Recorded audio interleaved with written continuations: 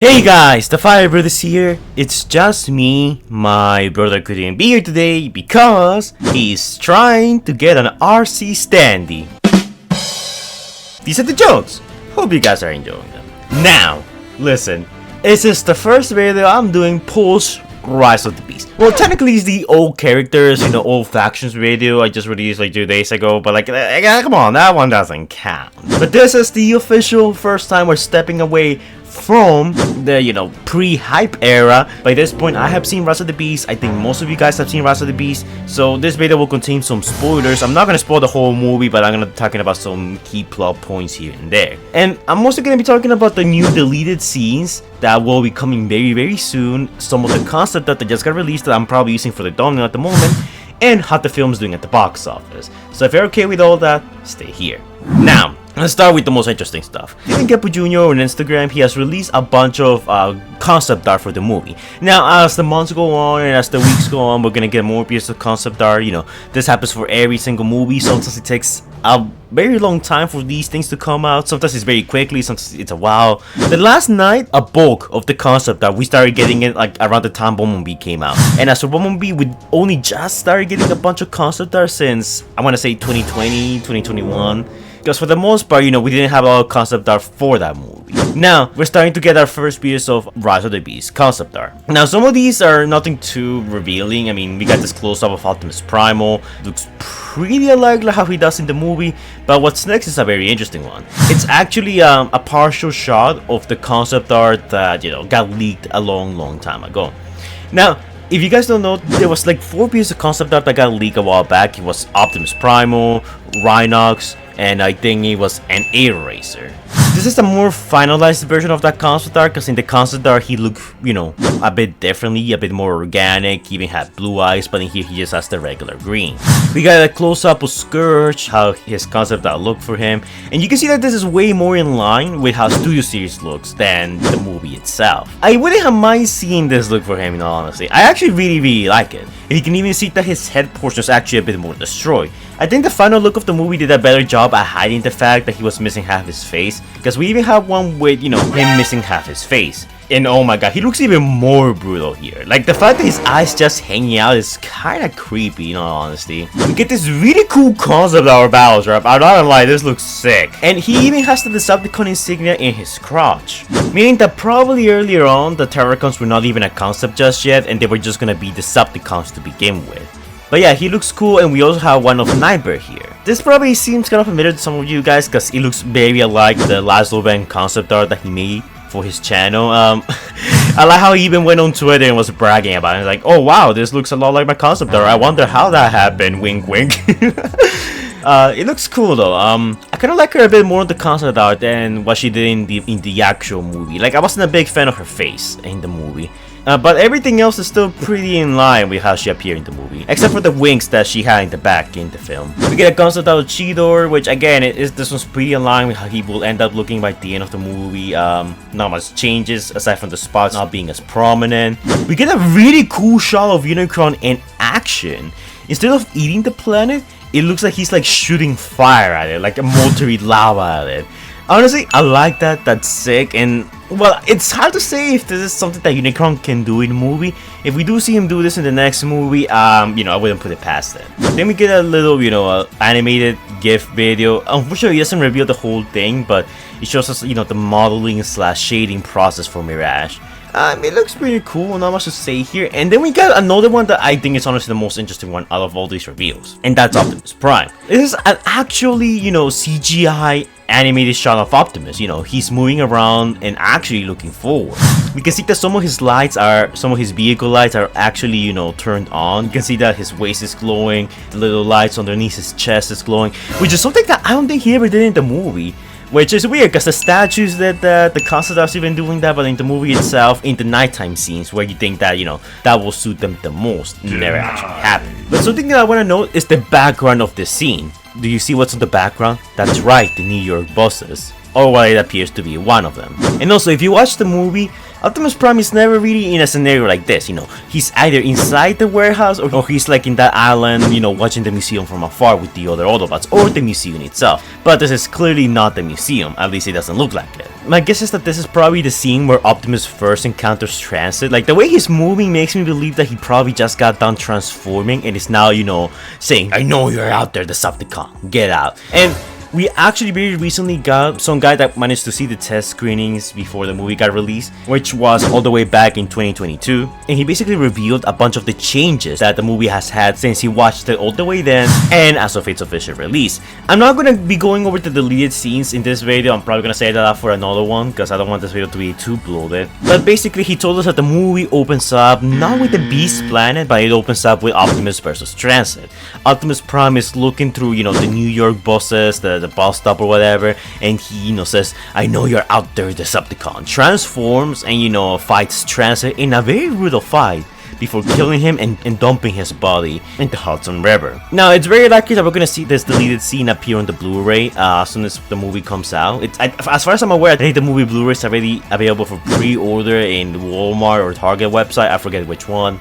But the point is that when we do get to see the deleted scene, I think we're gonna see part of this little clip in that scene of Optimus Prime just turning around before fighting Transit. Now, something else I want to talk about is how Rise of the Beast is performing both critically and financially. So, as of 20 hours ago, Rise of the Beast has risen from the 80% into the 9% for audience scores on Rotten Tomatoes, with over 2,500 plus verified ratings. The critics, on the other hand, seem to be more in line with trashing the movie. Honestly, look. I'm not one of those guys who just wants to, go against the establishment and be like, "Oh yeah, critics suck," and stuff like that. But they do. Critics do suck. I mean, if you look at a lot of the critics' reviews, a lot of the reviews are completely the opposite of what us fans want. A lot of them demand more human screen time. A lot of them demand for different things. And even then, a lot of the critics, the way they wrote the review, it almost sounds like they either A, didn't watch the movie, or B, they're simply dismissing it for being a Transformers movie. Now, when it comes to critics' score, honestly, I never really care. I don't think anyone really care. Like all the Transformers movies, I think with the exception of Bumblebee, in terms of critics score, is very, on the negative side. And while yeah, Rise of the Beast is a very, flawed movie, and don't worry, I'm gonna do my review on the movie very, very soon, maybe tomorrow. I don't think it's that bad, but even then, I think 53% for critics score is kind of okay. Come on, it's certainly way better than most Transformers movies. And the audience score being 91% is actually a huge W. Because ever since the last night, I think it was probably one of the first and only times critics and audiences agreed that, the last night was kind of garbage. And it's good that we rose from that to what we have now with Rise of the Beast. And speaking of that, Rise of the Beast has snatched a worldwide box office that rallies around 171 million so far. This includes the 60 million that it has managed to achieve domestically and 40 million from China so far, which I'll be honest, it's doing way better than I thought here in the States. So it looks like Rise of the Beast might not actually be a box office failure like some of us were thinking. I'm honestly pretty happy to hear that, even though I have serious critiques and problems with the movie. I'm actually very happy it's doing well. We're still not out of the woods just yet, but if it can keep this momentum going, and I think it's gonna be carried by mostly word of mouth, I think we're in safe hands, and we can expect this movie to be a success. But it looks like Hasbro and Paramount are actually already celebrating, since according to the Alfonso Nation, who's a very reliable source when it comes to this type of info, he says that quote-unquote Transformers 8, the live-action sequel to Transformers Rise of the Beast, has already been greenlit. According to Rise of the Beast producer Tom DeSanto and others, Transformers 8 has pretty much been greenlit. Now, when they say Transformers 8, they don't say it because, oh yeah, Rise of the Beast is still connected to the Michael Bay movies and so. No, this is the 8th Transformers movie, so they're just calling it that by numerical number, in terms of how many movies have we made so far when it comes to the live action series. Realistically speaking, this will be Transformers 2, Revenge of the Beast. Because the Bumblebee movie is a spin-off and technically doesn't count, and Rise of the Beast will technically be our first, movie in this new reboot era. Let's hope the writer's strike doesn't mess everything up. And when it means greenlit, it means, it's, approved, it's okay to go forward with it. It's fine to start, brainstorming and producing it and making it and all that fun stuff. And if I were a betting man, I'll say that Transformers 2, the sequel to Rise of the Beast, will probably come somewhere in 2026. And I'm saying it because next year we got the animated movie, which yes, I will be covering, but I don't quite seeing them making the sequel to Rise of the Beast for 2025. 2026 seems to be like at the earliest we could possibly see the movie, but only time will tell. So yeah, that's pretty much it for this video in terms of news. This is technically our first video talking about Transformers 8, but you know, I'm still gonna title it Rise of the Beast because it's mostly Rise of the Beast center. So once we're done with all the Rise of the Beast hype and stuff, we begin our journey for Transformers 8. Well, technically we start our journey for Transformers 1. Then we start our journey for Transformers 8. It's gonna be so weird to have 2 Transformers movies to, you know, look forward to. But you know, I'm not complaining. It means more content for me, and we all like Transformers in the end. So, you know, it's a win-win. But yeah, guys, let me know what you guys think of the concept art here. Do you think that this scene with Optimus is part of the quote-unquote the transit cut? Or do you think that this is just something else? Do you think that Rise of the Beast will be able to succeed at the box office and be a success?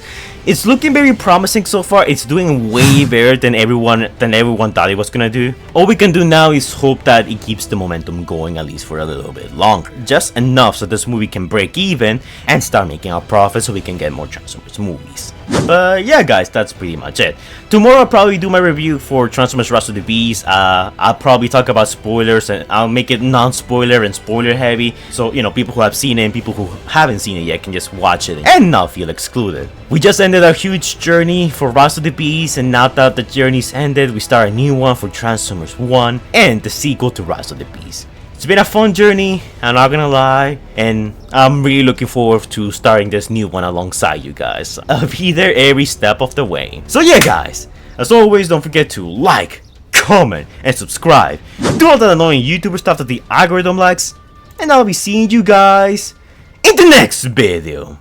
Stay safe, guys. Anyways, guys, before we go, shout out to our super high IQ patrons: Predator King Hunter Plays, Scrub Lordo, Omega Tryon 2006, Stitch Productions, Xavier the God, Anders Gears, finally he changed his name, Optination Review, James Newbold, DJ Universe, Tristan Curry, Still, Allspark Studio, Super Sailor Formers Hedgehog, Cuber Night Gaming, and oh my god, Rich Cracker 64 Studios Productions, Crazy Tracks, and King Sparta. And our 2 newest patrons, Legend of Swoop and the Autobot Side of J. And an even bigger shout out to our even bigger patrons, Jordan the Great and X-23, who donated a amount of money. I'll leave you guys to figure out how much. And if you guys want to shout out yourselves, all you gotta do is donate to my Patreon. By donating to my Patreon, you get quite a few rewards. You get access to some exclusive artwork that I'm working on, catch some early access at some betas that are not public yet, request your own videos, or even do collabs with me. In some cases, you can even request some artwork if I'm not busy enough. Constantly updating the Patreon with content that I haven't made public yet, so if you want more awesome content like Wasted Potential, Power Level series, Kill Count series, that kind of stuff, Patreon is the best place to catch a glimpse at my work. But keep in mind that it is entirely optional, because freedom is the right of all sentient beings. Thank you to all my patrons for donating, it's much appreciated. A lot of them have channels of their own, Twitter accounts, Discord pages. Make sure to go check out their links and give them some support. They can use all the help they can get. Thank you guys for donating, it's much appreciated. And I'll be seeing you guys in the next video. Stay safe, guys.